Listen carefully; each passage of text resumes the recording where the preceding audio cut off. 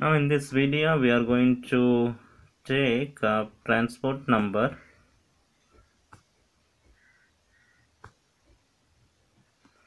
So it is an important concept in the electrochemistry. Now before we understanding what is this transport number, we need a basic knowledge, that is during the course of electrolysis the migration of cations and anions occurs. During the course of electrolysis is nothing but the passage of electric current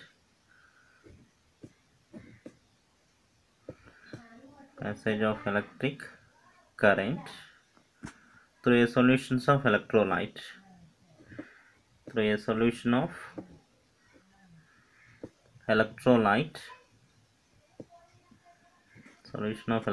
in order to carry out a certain chemical reactions through a solution of electrolyte, and this electrolytes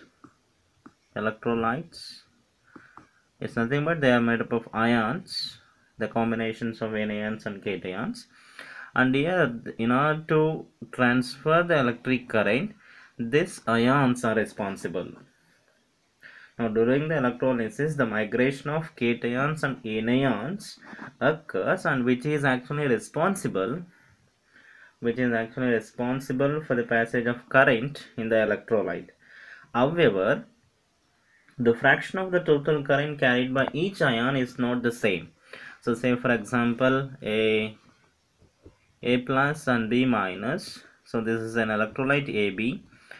So this dissociated into A plus and B minus, and this A plus and B minus will carry the current, and this A plus is a cation and this anion, and they actually migrates to the respective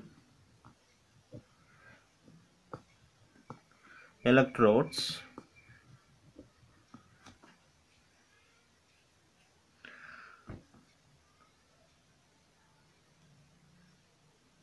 So cation actually migrates to cathode, which is having a negative charge. Anode actually migrates to anode, having a positive charge. So during the course of these migrations, what will happen? They actually carry the current, and here now the fraction of the total current carried by each ions, the fraction of the total current. So the total current is Q. Now the fraction of the current that is carried by each ions, the total current is equivalent to the current carried by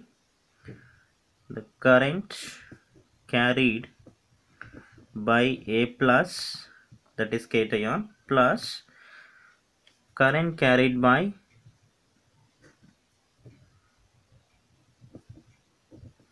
B minus. Okay, but they are not equal. So the cations and anions will not carry the equal amount of current towards to the contributions of the total current. So why? Because here is, in order to carry the current they have to migrate. In order to carry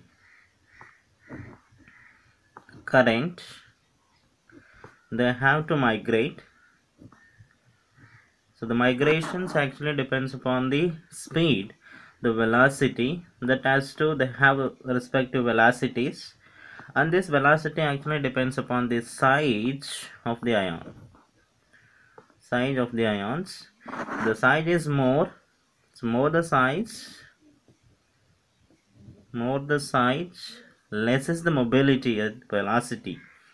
Less is the velocity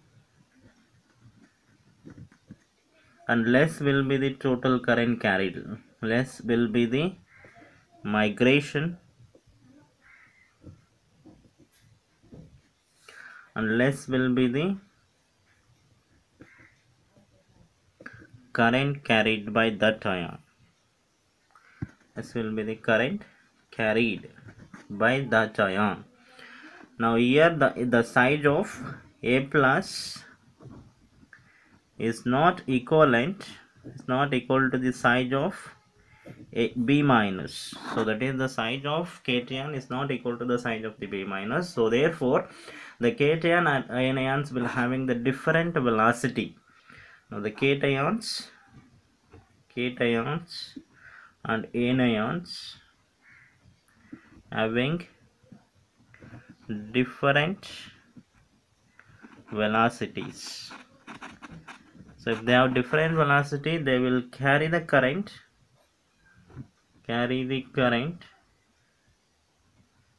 in a different amount.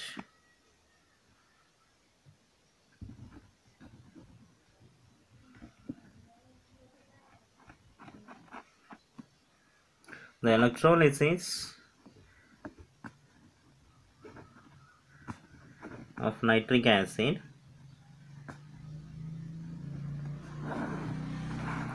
so in order to understand the transport number, we have H plus and NO3 minus. Now H plus is size is less compared to the size of the NO3 minus, size is more. Now this is the velocity of H plus, the velocity is more. Now here the size is more, velocity is less. So therefore the total current carried by H plus is always greater than the total current carried by the NO3 minus. The amount of the current carried by H plus is always greater than the total current carried by NO3 minus. Now if you take an electrolysis that is carried out by a platinum electrode, now this is a platinum electrode. So one will act as a cathode, another will act as a anode. This is cathode. Now we have H plus and NO3 minus. So now what will happen is that the H plus will actually move towards cathode in a greater speed. The H plus will actually move towards in a greater speed. So therefore, in the vicinity of the electron, there will be huge concentrations of the H plus. Now NO3 minus is actually, it migrates very slowly because of the greater size. The NO3 minus around in the vicinity of the electrode is less. Now there is a difference between the concentration of the cations and anions in the vicinity of their respective electrode. That actually depends the concentration of cations and anions around the vicinity of their respective electrode is different because of different velocity.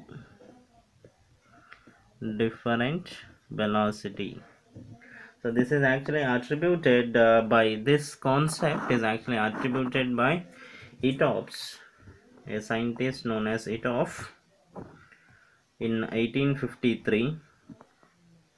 So in 1853, Eotoph actually pointed out that during the course of the electrolysis, what will happen? There is a huge concentrations of the H plus in the vicinity of the electron. So therefore, this H plus will undergo reduction. Reductions very fastly. So therefore, there is a decrease in the concentration.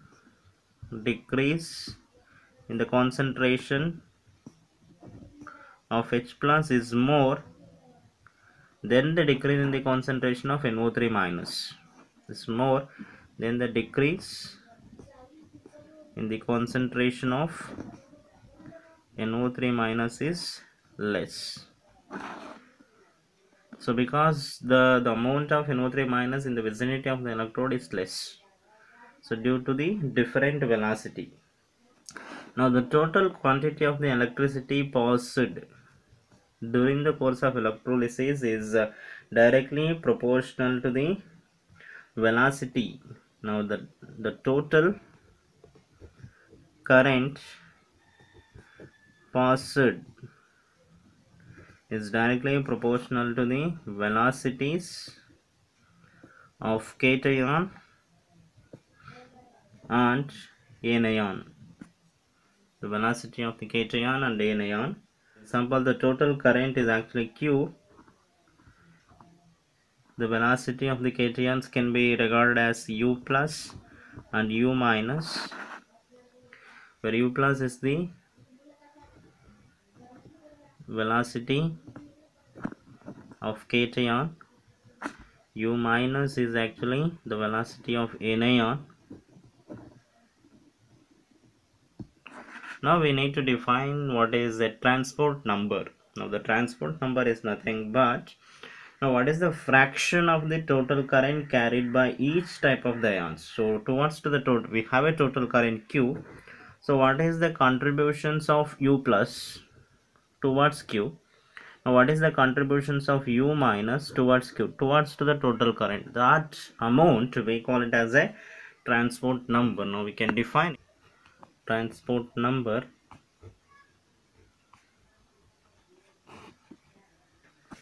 Now the fraction of the total current, now the fraction of the total current, the fraction of the total current carried by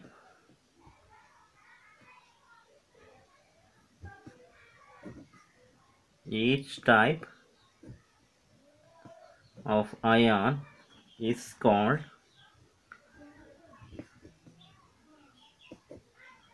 transport number. Now we have total current, that is Q is the total current. Now the total current is equivalent to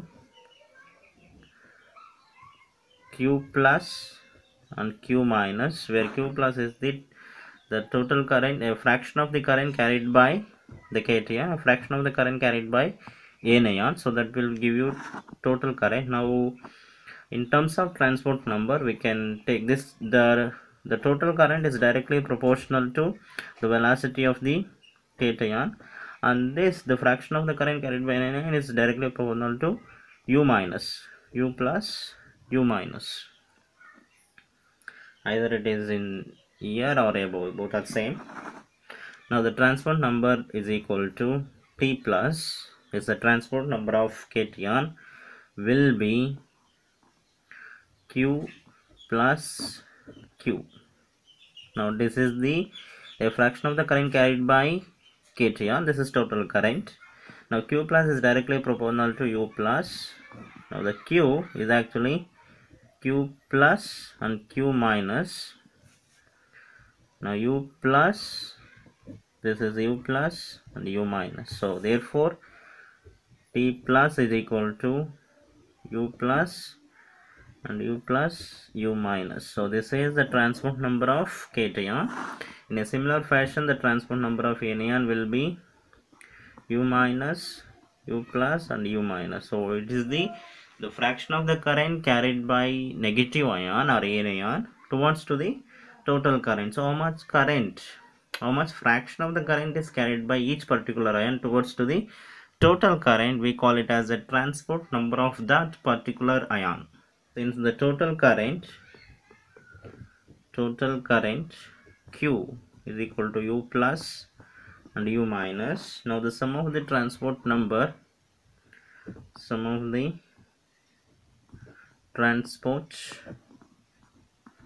that is T plus and T minus, should be equal to unity. Is a transport number, the number is unity. Now the sum of the transport number of the both ions will be equal to the unity. Now in order to calculate this or determine the transport number of each particular ion, Hitov actually designed an experiment. In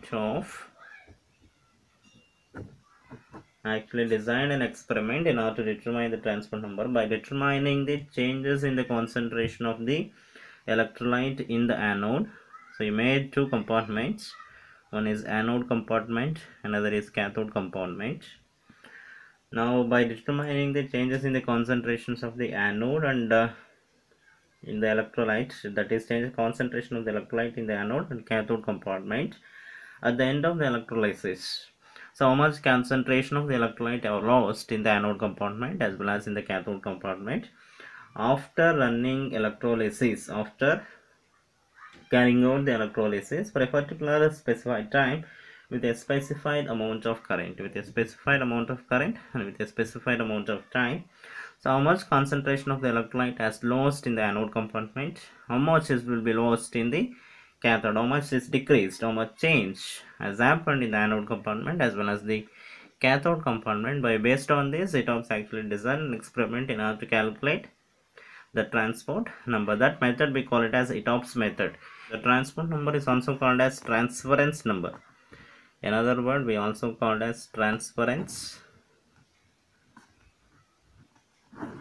number.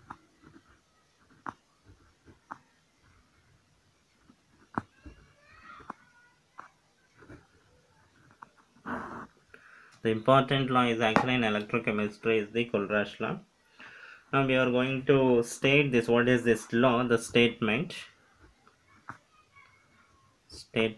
So according to this law, the equivalent conductance at infinite dilutions, the equivalent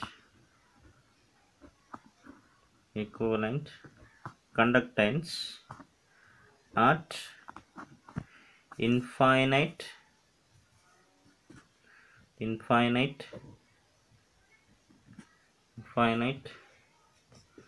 dilution for any electrolyte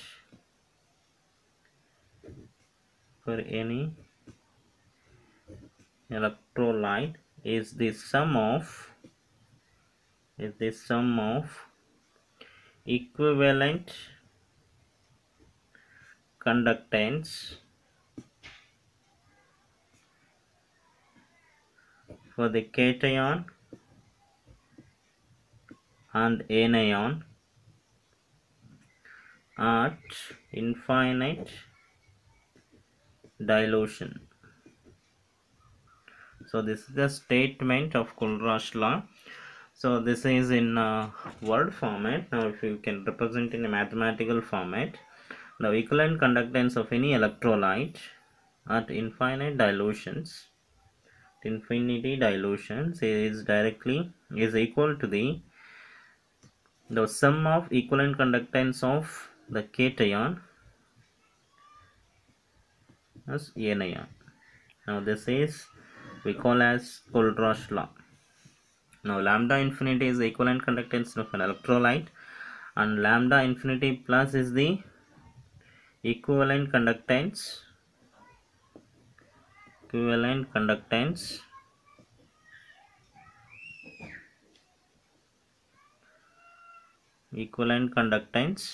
of cation. Lambda infinity minus is the equivalent conductance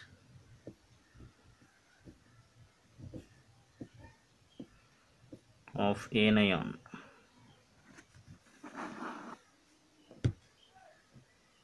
At infinity, this is at, both are at infinity dilutions. At infinite dilution.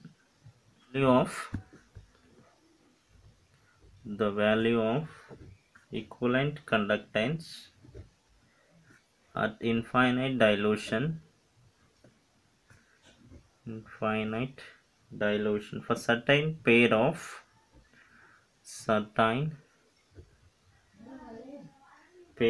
electrolyte is given below.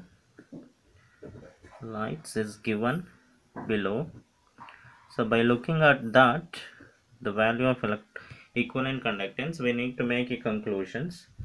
Now what we have made is electrolytes of the same anions and electrolytes of the same cation. The first section is electrolytes of same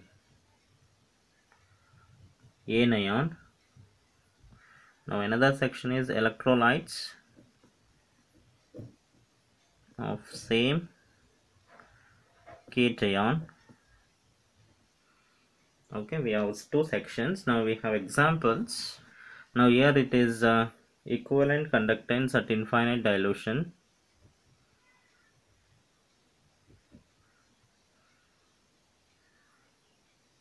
So here we have equivalent conductance at infinite dilution. Now we have Kf, potassium fluoride, sodium fluoride, potassium chloride, sodium chloride. Now here Kf, same, we have electrolytes of same anion, ClCl, and here it is 11.2, 90.1, 130.0, 108.9.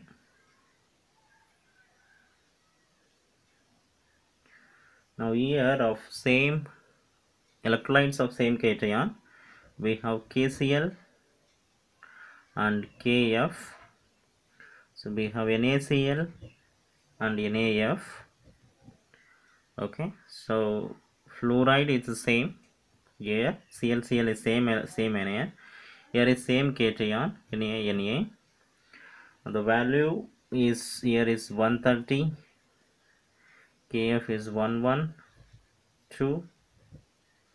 NaCl is 108.9. NaF is actually 90.1. Now what is the difference? So by keeping the anion is same, by just changing potassium to sodium, what is the difference? The difference between these two is 21.1. Now in this case the difference is actually 21.1. So what we can understand is that by irrespective of the nature of the anion, if you change the potassium, the conclusion is actually, if you change the potassium to sodium or sodium to potassium, irrespective of the nature of the anion which is associated with it, now the change of equivalent conductance at infinite dilutions by an amount of 21.1 Simon meter square equivalent inverse. So this much amount of the equivalent conductance will change by replacing potassium with sodium. Now same, you can see irrespective of the K when changes to in KCl and NaCl, the amount is 21.1. It changes, it's always, there is always a difference. There is always a difference of 21.1 Simon meter square per equivalence at infinite dilutions, irrespective of the nature of the anions with which they are associated. Now in the case of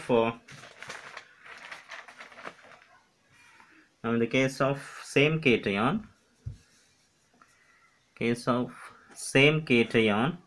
so here the difference is 18.8.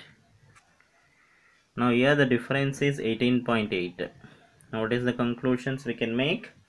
Now the conclusion is actually by replacing with Cl and F, or F with Cl, by replacing the Cl with F or F with the Cl, irrespective of the nature of the anion which are associated with it.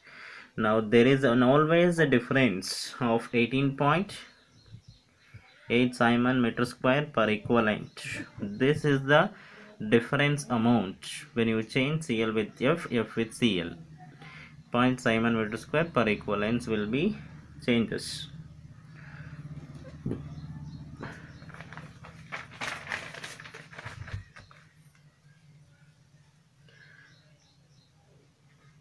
Now this above observation is actually first formulated in 1875. Now this observation is actually first formulated by 1875 by Kohlrausch. So that is why this law is called as a Kohlrausch law. So at infinite dilutions, the equivalent conductance of any electrolyte is the sum of the equivalent conductance of cations and anions at infinite dilution.